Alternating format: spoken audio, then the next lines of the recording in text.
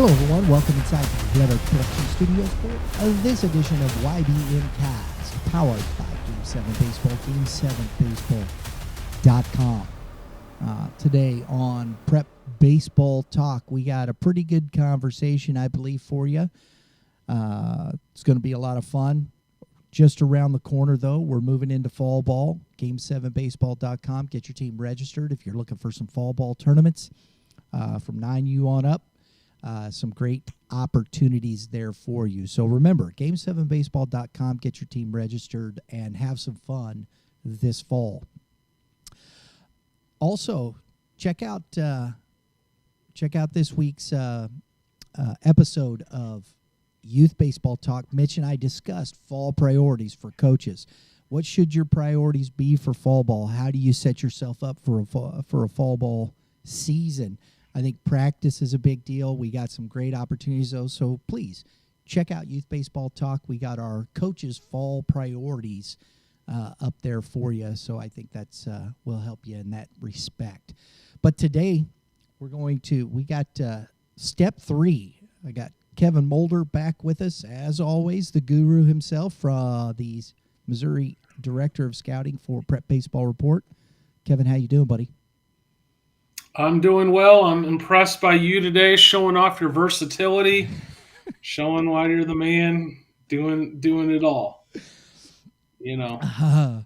Well, we definitely try. You know, Shohei Ohtani only hits and pitches. I feel like you are hitting, pitching, and managing right now, and defending. So you are just really impressive. Really impressive. Well, I appreciate that very much. Well, also, too, I want you, as we're looking down, we got another year coming up, too, another season coming up for the GAC Game of the Week. Looking forward to that. Talked with Scott Harris early on. We're going to start getting that schedule together, some dates up. That Game of the Week is turning out to be a lot of fun, Kevin, is it not? We had a blast this spring in some really good matchups, and fortunate we caught mostly good weather this year as well. So yeah, that was a lot of fun, and looking forward to hopefully teeing that up again next season. And you know, with the GAC, Hal's going to be reloaded as far as Class 6. Hal's reloading. I think Zumwalt West is going to be Nolan Sissom right there, that young man, and I think they're adding some more talent from that JV squad. I think, you know, the usual suspects, I guess you'd say. So I think those two are right there. We'll see who else is going to challenge. I think Troy, Justin Rogers has that program going well. It'll be interesting. They lost a few good seniors. That'll be interesting to see what they do. In the Central, South, they got kids coming back again, too, as well, don't they? Yes, yeah. Had a good run to the state, and I'm sure they'll be itching to get back. And then you, of course, had East, which was in state 2 years ago, and they have a decent number of guys back, so it's going to be a lot of fun. I'm going to make you make your picks now, and then I'll wait until mid-March, and we'll see who does it better. You know who I'm looking forward to seeing this year, and we've talked about this, because you said a couple, but I'm looking forward to North Point. Yes, we've talked about that for a little bit as that school matures, and that's going to be a fun one to have an eye on. I think enrollment-wise, that one's projecting to be one of the bigger schools. I'm not saying for next year, but down the road, eventually, that's enrollment-wise is going to be towards the top of the heap around there. Probably another Class 6, more than likely, huh? So the other part of that, I'm hoping our Friday Night Lights, we get out. I'm hoping we're trying to. The reason I mention this, folks, one of our goals, and I'm hoping to do this, is to get over to the west side a little bit. Maybe we can squeeze in something in the southwest. Love to go down there and do a a Nixa versus who Kickapoo, something of that nature. I think it'd be a lot of fun. I'd love to get over and do a Liberty North Liberty game. Would that be that'd be a hoot, wouldn't Wow. Yes. That would be big time. it? Right. I mean It's like a Zumwalt West Francis Howell matchup. that so those are things we're working towards, and hopefully we can start putting those things together and get into the other parts of the state, maybe even onto the other side, get back over. We called a game at Edwardsville 2 years ago against Hal. Yeah. Love to do that again. It's a great venue for one. I mean, shoot, it's like a small minor league park over there. They do it right. They got a great setup and, state defending state champion again. Right? I So believe that's back to back state championships for Edwardsville. you're right. It is because they were 2022 and yes. That's impressive, man. That's Liberty North. So you got Liberty North on that side. We got to do that. Maybe we get them to play each other. There we go. Battle of the Champions. Oh, I got to reach out to the coaches. We'll hype that up. Bring them to St. Louis, man. Well, maybe Columbia. I don't know. But, that would be fun, wouldn't it, Kevin? It would be a lot of fun. Yes. Oh, mercy. All right. Enough of that stuff. We'll think about that later.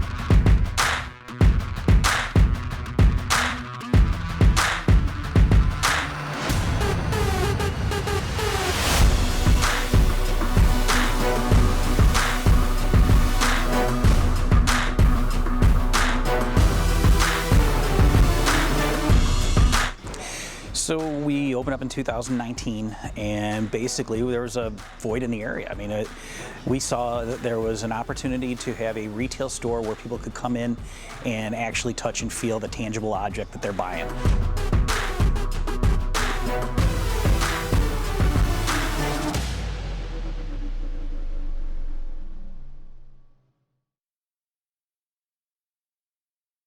But today, Kevin was talking last week. We started this conversation. Incoming freshmen. What's important? What are the steps? What are you doing? And steps 1 and 2. I loved how you put that, Kevin. You're talking about, first off, and I think you can interchange them. You talked about take care of the classroom. Make sure those grades are there. Take care of the classroom as a freshman. Don't let that slide, and concentrate and focus on, you want to make your varsity squad. Just make the team, or even just make the freshman team, depending upon the school you're in. Right. I think those are important things. But today, you mentioned this. Step 3 is a big one, especially for kids that may just on the cusp of that maturity side. But we got weight training, speed and agility, nutrition. This is huge, isn't it? It absolutely is. And as you enter the high school years, they all need to start being a part of your training, your program, if you want to be a serious player. I think it goes from, hey, yeah, you have some talent. Now you have to feed that talent. You got to get in the weight room. You got to start taking care of your body. Um, and I think high school is about the right age. And I will be the first to admit I don't consider myself an expert or anywhere close to any of it in those fields. But I've been around a lot of guys who are experts and, teams that, go through that process with strength training, speed and agility, nutrition. So I've been able to watch it, see it. I would say, in your middle school years, I think speed and agility is appropriate. I think uh, even before middle school, you can work on that stuff, and that's just going to make you a better athlete. So that's stuff you could start training. If we got any youth coaches out there, I think agility training, speed training, that's going to help you in all sports. We talked about the three sport athlete or the cross training stuff.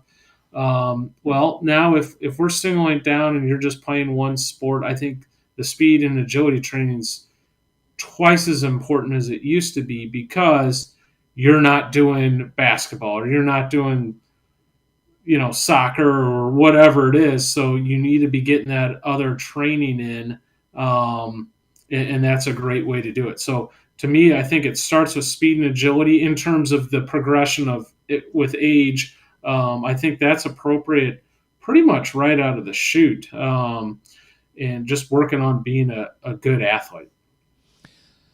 Speed, I know there's a lot of times people say, well, speed, how do you teach speed? Well, I mean, I understand that to a degree, but you can increase your speed with technique, with proper, and as you get older, strength.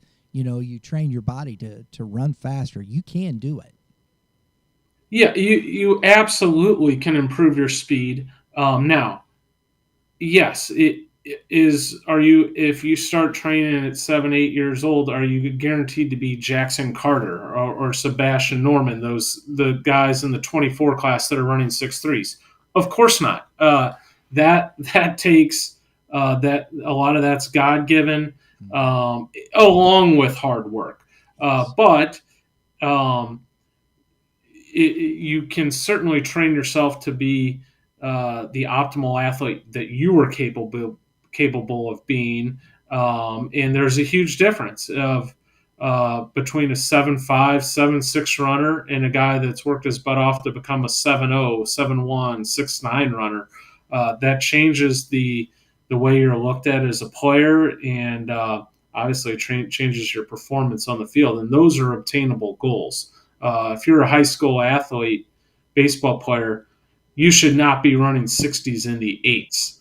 That's trainable. I've seen that with my own eyes. Guys go from 8s to 7.5s, and that's what we're talking about. Or if you're a 7.0 runner, train yourself and become a 6.7 runner. I mean, that changes how colleges look at you, how your varsity coach is going to look for you.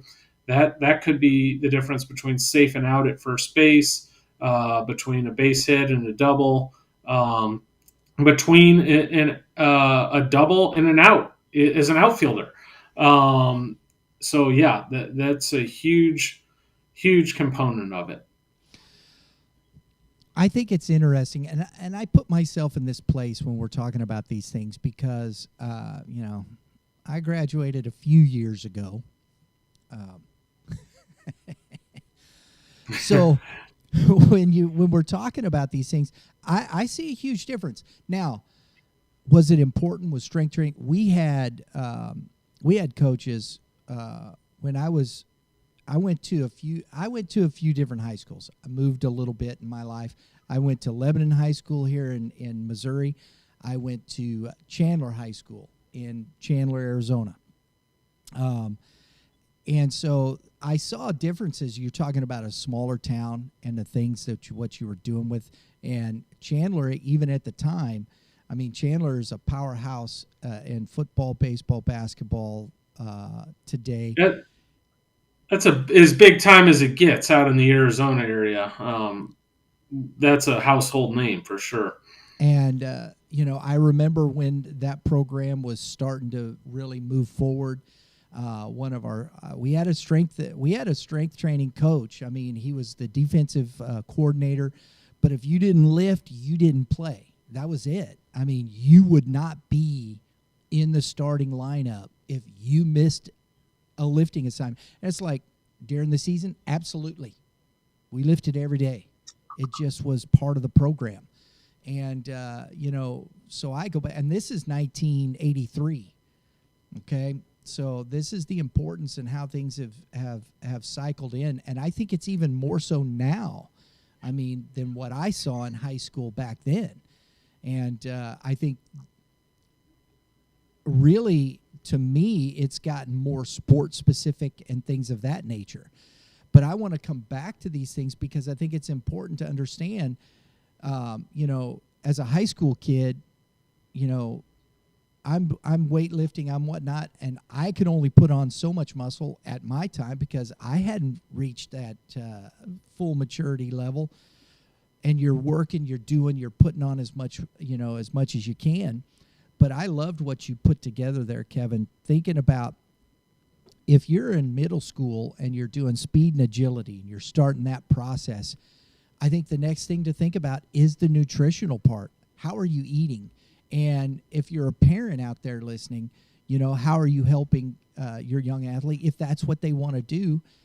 How do you eat well? It's hard in our society. We're spending time in the drive-thru at McDonald's most of the time.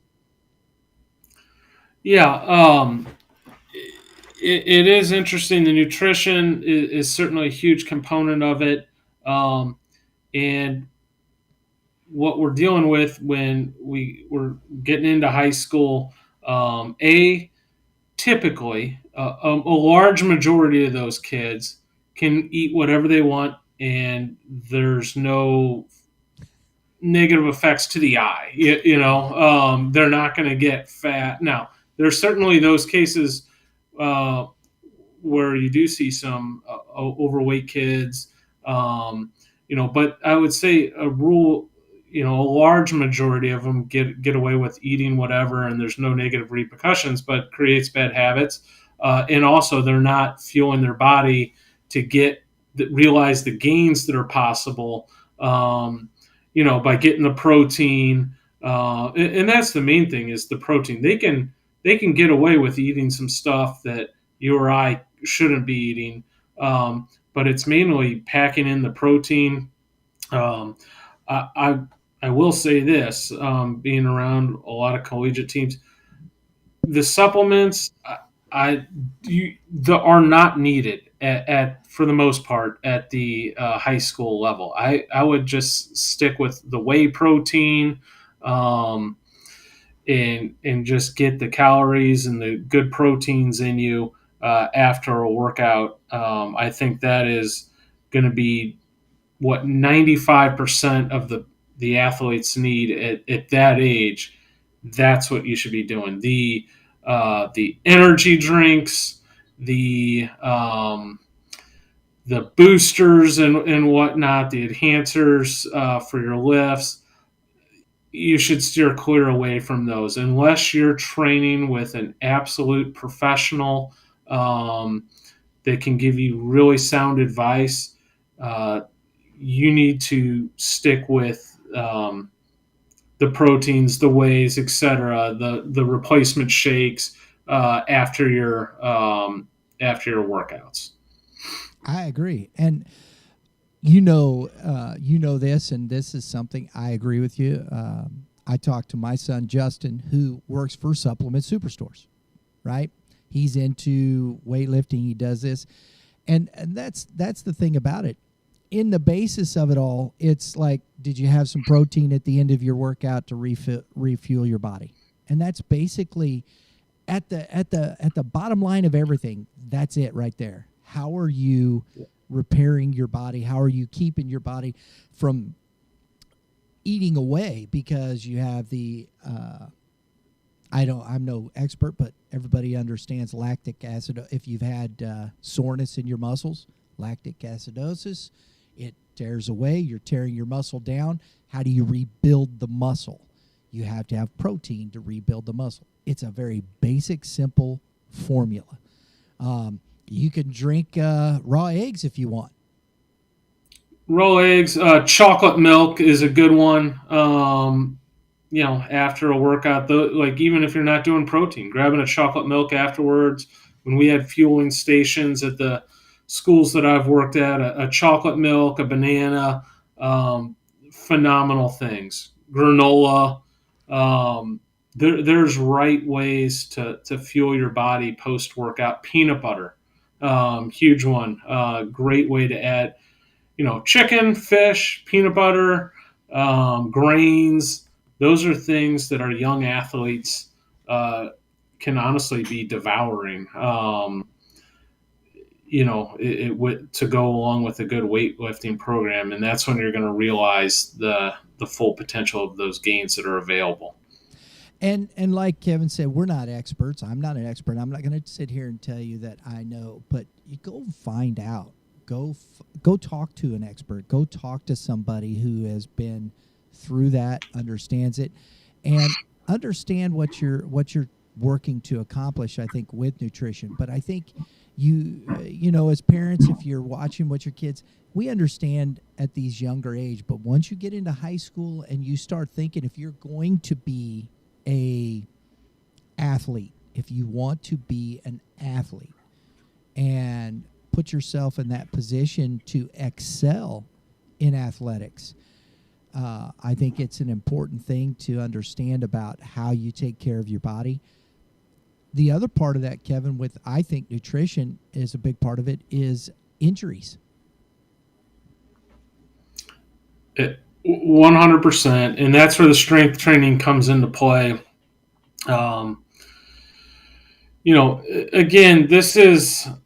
there's a way to learn how to do this, and it should start, in my opinion, by high school.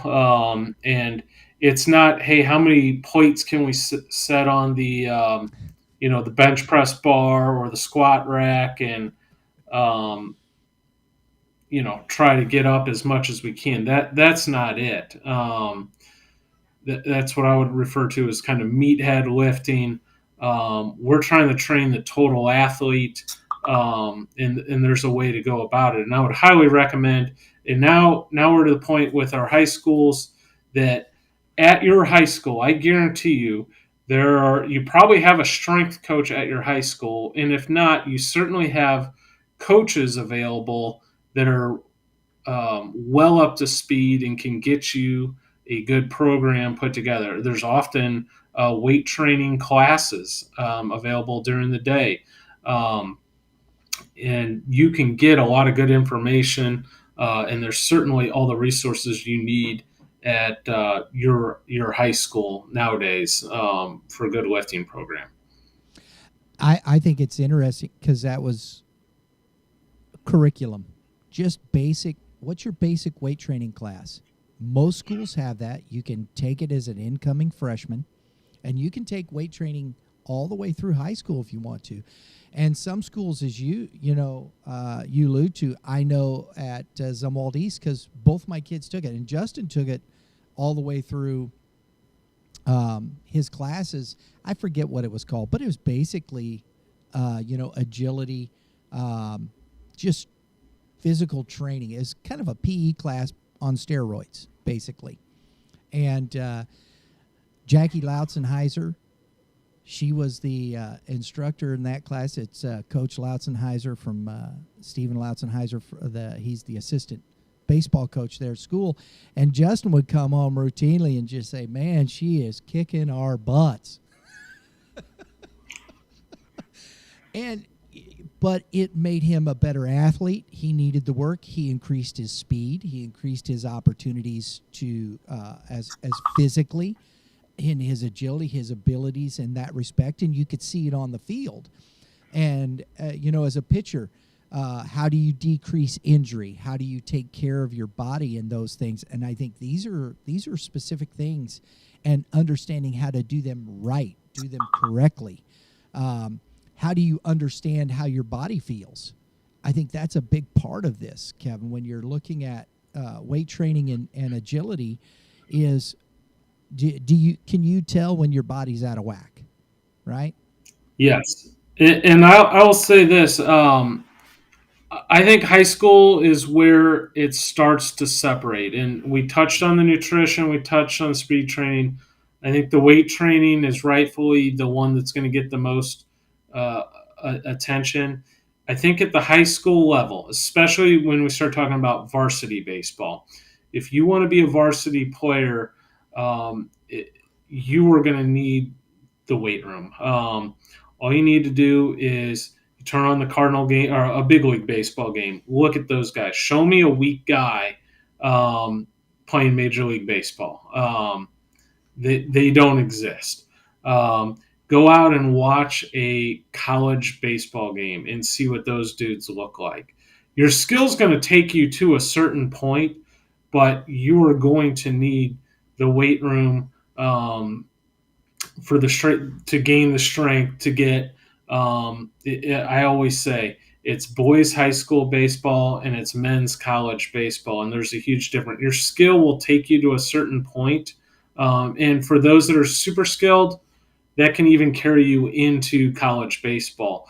But there's going to come a point when that won't be enough. And the guys that are committed in the weight room are the ones that are going to advance in the game. And whether that's pitchers being able to build their velocity through the weight room, their recovery time, or the one that's always easy to see is the positional players with their hitting, exit velos, and what that, people can maybe get a little over caught up in the exit velo. You still have to have a good swing, but what that does is instead of a fly out to center field, that's a double over the center fielder's head or into the gap.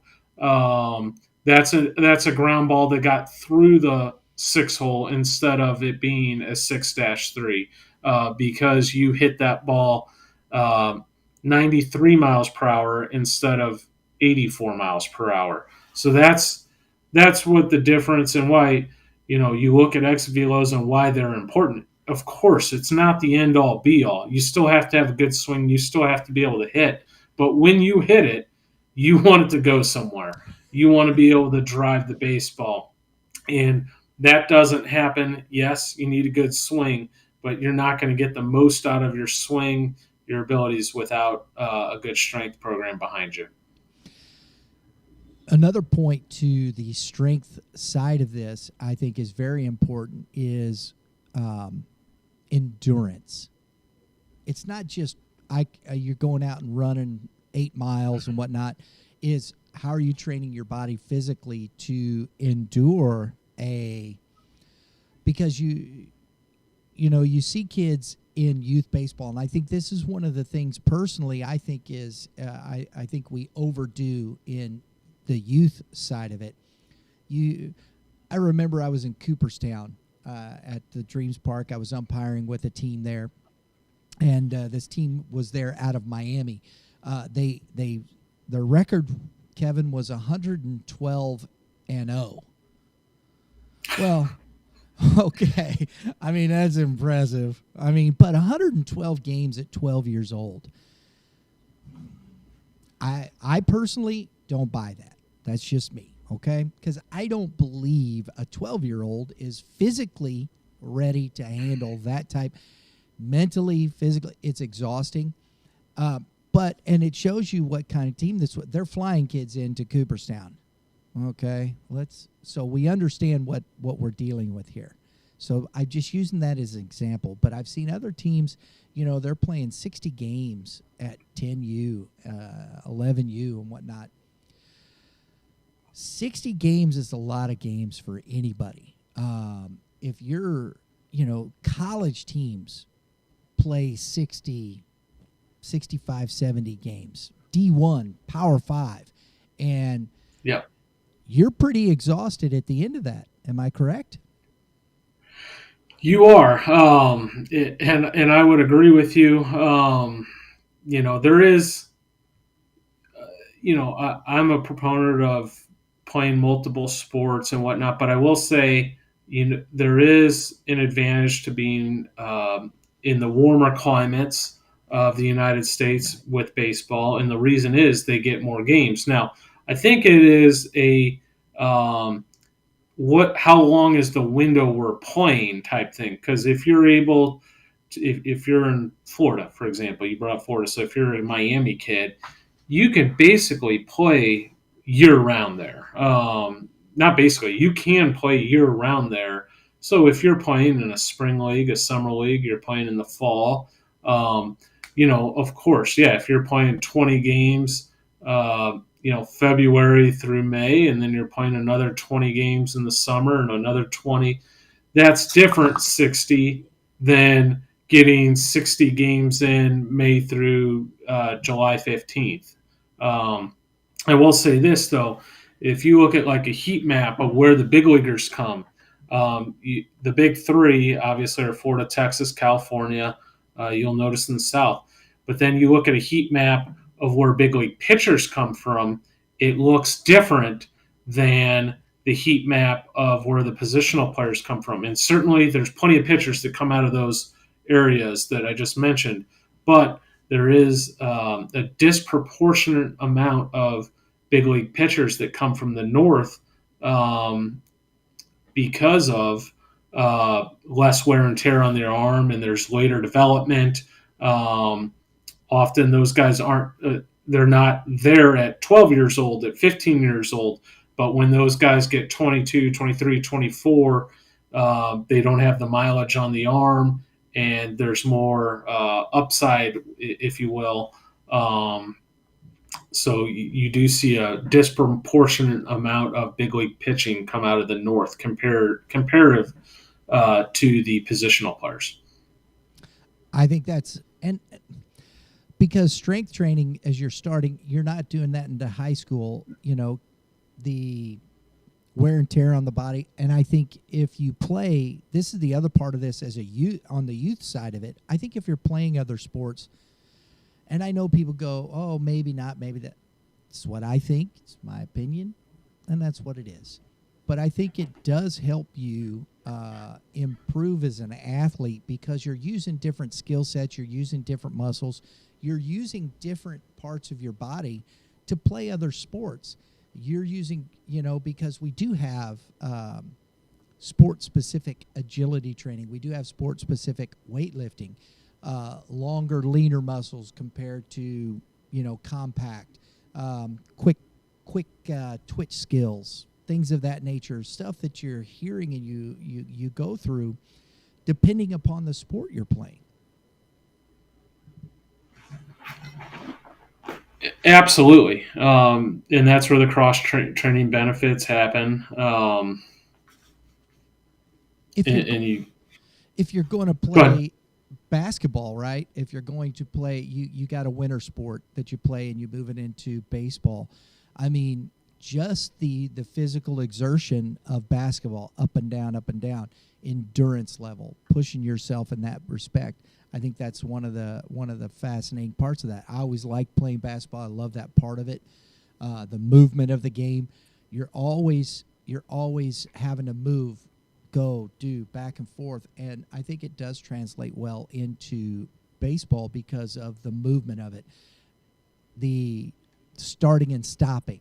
I think every sport pretty much has that, though. But the fluidity of the game, I think, lends to that as far as baseball being fluid, quick movements, things of that nature. Just my thought process to it.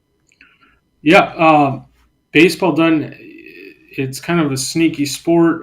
It is an explosive sport. You have to be able to have quick reactions, and it's an explosive sport. Whether you're a pitcher, you're doing an explosive movement, whether that's as a starting pitcher for 100 pitches in an outing, or as a reliever for 10, 25 pitches. On defense, if you're playing the infield or the outfield, it's a quick burst to go range to get that fly ball or that ground ball. If you're hitting, that's a super explosive motion that you're making. So it's training your body to be able to make quick explosive movements and then recover quick enough to be able to do it again.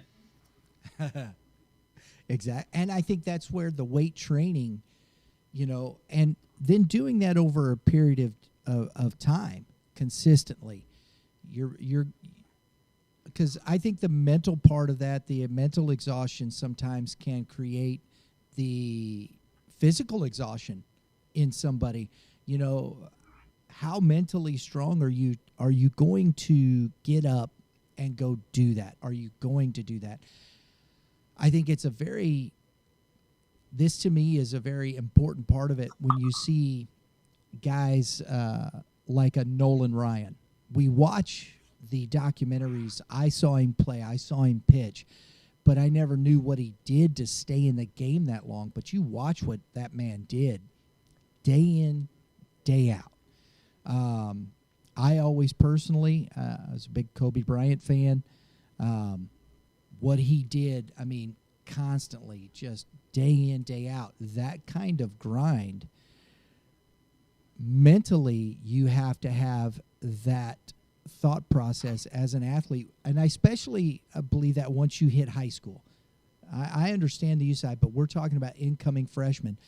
Have you set your mind to what am I going to be as a weight trainer?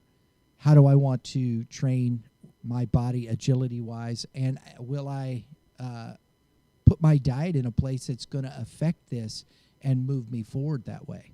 And I think that's the challenge for anybody. 100%. And the other thing that strength training does is it does create some mental toughness. It's hard. It's not easy, and unfortunately, lots of kids don't like to get challenged.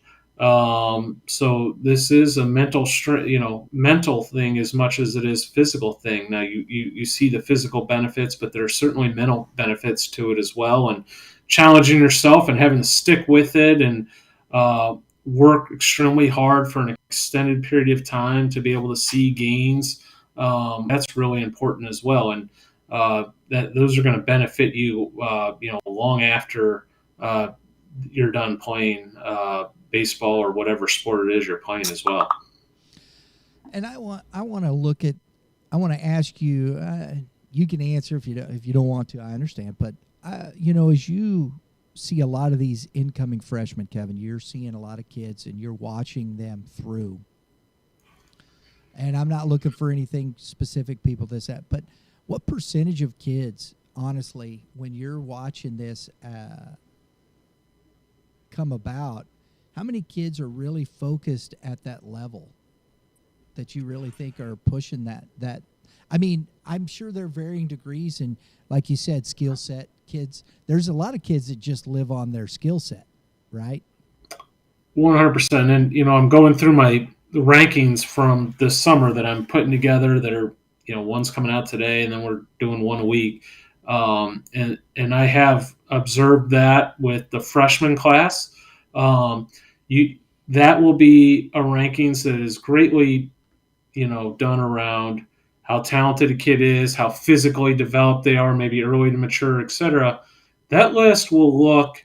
You take a snapshot of that top 15 or 20, whatever you want to, however far down the list you want to go. That will look completely different by the time we get to seniors.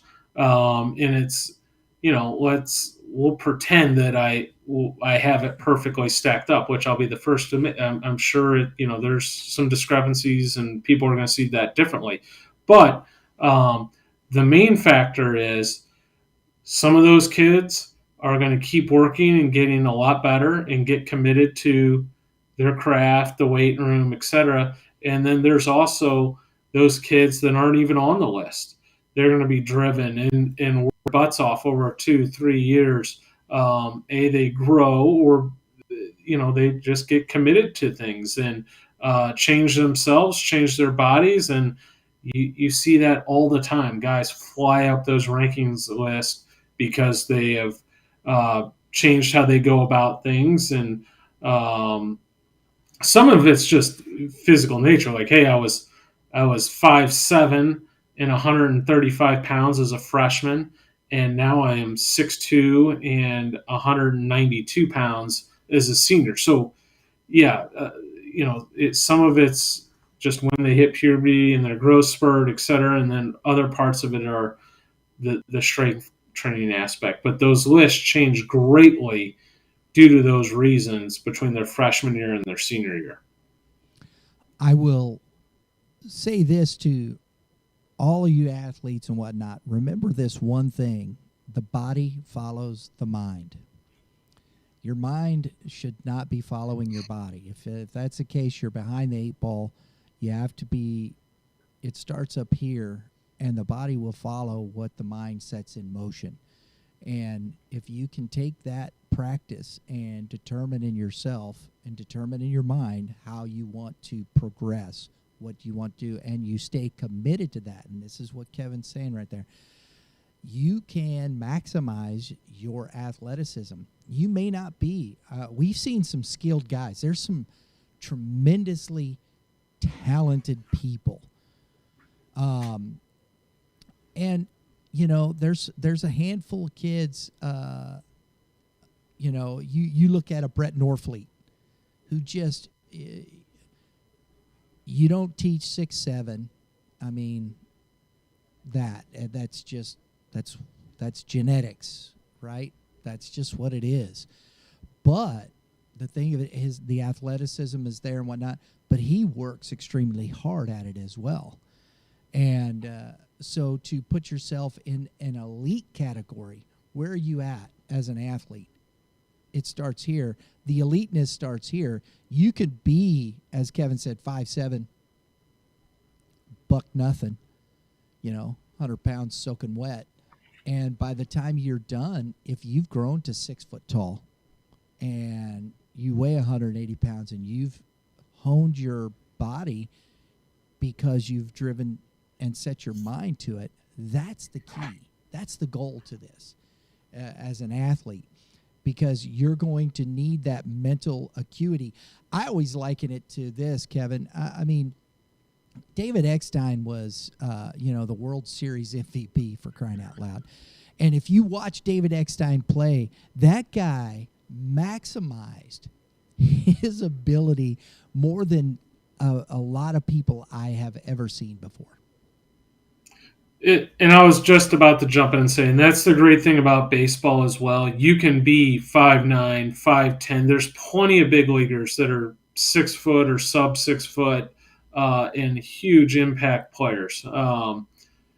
Pitching a little bit different. There are some sub 6 foot pitchers, but those guys are typically more in the 6 foot to 6'5", even a little taller than that at times. But for positional players, there's plenty of guys that are 5'10", but they're not 5'10", 160 pounds. They're 5'10", 210, 5'10", 195, and just a phenomenal athlete, can really run. So they're put together. And there are, as to your point, how many Pedro Martinez's are there? Yeah, there's not a ton of those, but again, that's just a the way special. it is. Yeah, that's exactly. Just but that doesn't mean. I'm watching some highlights yesterday. Cleveland, the guy Ramirez, he's just a bowling ball, but man, he Absolutely. can hit and he can run. And, could he maybe be a little thinner, I guess? I don't know, but he's very athletic. He gets the most out of it. Sometimes you see those things. Yep. I don't think David Wells pushed away from the donut shop very much. Remember that? No. Or CC There's always Sabathia. exceptions for left-handed pitchers. That is the truth, man. How come lefties get all the breaks? It's There's true. very few of them. Pitchers, lefty pitchers. That's it. They do. It is what it is. So, like it, don't like it, it's too bad. It's the way it goes. Yeah. I like this discussion. I'd like to get some more in. I'm hoping to, maybe we could. I want to try and get.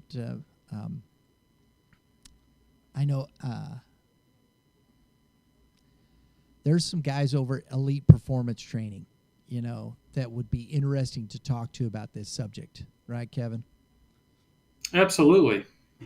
So, maybe we ought to get over there and chat it up with those guys and talk and bring this subject out. I think this would be a bigger subject. Talk with those guys. And just in general, with the strength training, to kind of tie a bow on it, like, definitely seek out counsel. Find a coach, whether that's at your high school or a place like Elite Training or one of the great gyms. There's guys that can help you. Don't just go trying to stack on weights on a bar and lift as much as possible. There is technique to this. There's form. There's a right way to build correctly, and it's a slow, long, boring journey if done correctly. And it's not going to happen overnight. Aaron Judge did not look like that when he was a freshman in high school. There was a lot of steps along the way. There's so many examples to that, and I think that's the key to this. I really like this conversation. I think it's the key conversation. It's the foundational conversation to being an athlete, my opinion. I agree. So you can train. That's what it is. So hope you enjoyed that. I know we kind of hit parts of that, and I hope to get some more of those guys. We'll find some experts, right, Kevin? Absolutely. And have this. I was about to say, I'm good at that. I don't know what I'm talking about. I just go find someone that does. So then you talk to them and you learn. That's a great way to go through life. I agree. That's what I do. Very few people create their own ideas and live by. So it's stealing thoughts and ideas from others, learning, gathering information, and applying what works for you. Those people are highly successful that figure that out. Coach P, when I talk to him, he's always said, I'm always talking to coaches. Oh, I like that. I'm taking that. And you apply. I was watching, I always loved watching the documentary on John Madden. John Madden's, his idol was Vince Lombardi. But he says, his personality wasn't the same as Lombardi's. He said, I loved what he taught and what he did. I did all those things, but I stayed me. Yeah. And I think that's a key to those types of things. You can listen and apply and put yourself in motion that way. I think it's fantastic. Kevin, as always, buddy, appreciate it. Thank you. Everybody, thanks for tuning in. Look, if you like what we're doing, remember, subscribe. Hit the subscribe button. Hit that dinger next to it, because that's what we do. We hit dingers. And we watched I got to say this to you real quick, dude. Home Run Derby this last Saturday. We were at ST. Yeah. This young lady from Liberty High School, you got to watch. Incoming freshman, Ella Smith. She made the varsity squad. She's the starting shortstop as a freshman on the varsity squad at Liberty. Whoa. She hit 80 home runs. What? 80. Now, I understand we shorten up the fences for this event because it's fun, right? But I don't care. 80 home runs, dude. That's incredible. This girl, her swing is legit. Oh my goodness. Wow. Confident, loved her. She was great to talk to. If you get a chance, folks, and you go back, the Derby is available here on the channel on the live side. You can go back and watch it and watch out. She hit 15 in the first round. She beat all the dudes. She won the whole thing. She had 15 in the first round, 21 in the second round, 25 in the third round, and 19 in the swing off with the Cop champion. Holy smokes! Wow, very impressive. It was fun to watch. She consistent, great swing this girl has, and she was driving. I mean, these weren't, legitimately, high school fences are what for softball, 200 feet, right? Yeah, I think at all levels, 200, 205 feet. We probably had the lady set at about 160. Okay. She was legitimately hit. She legitimately hit somewhere, if it was 200 feet, 40 to 50 home runs, Kevin. Wow. I mean, honestly. So it was still, I mean, she hits the ball with power. She's got a great swing. So if you get a chance, go check out some Liberty High School softball this fall here. Ella Smith's worth the price of admission. She can play. There you go. Thanks for tuning in, folks. Everybody have a great day in the Lord. All you pitchers, Kevin, what's some advice for some pitchers? Keep throwing strikes. Very good. Hitters, hit them where they aim. We'll see y'all next time.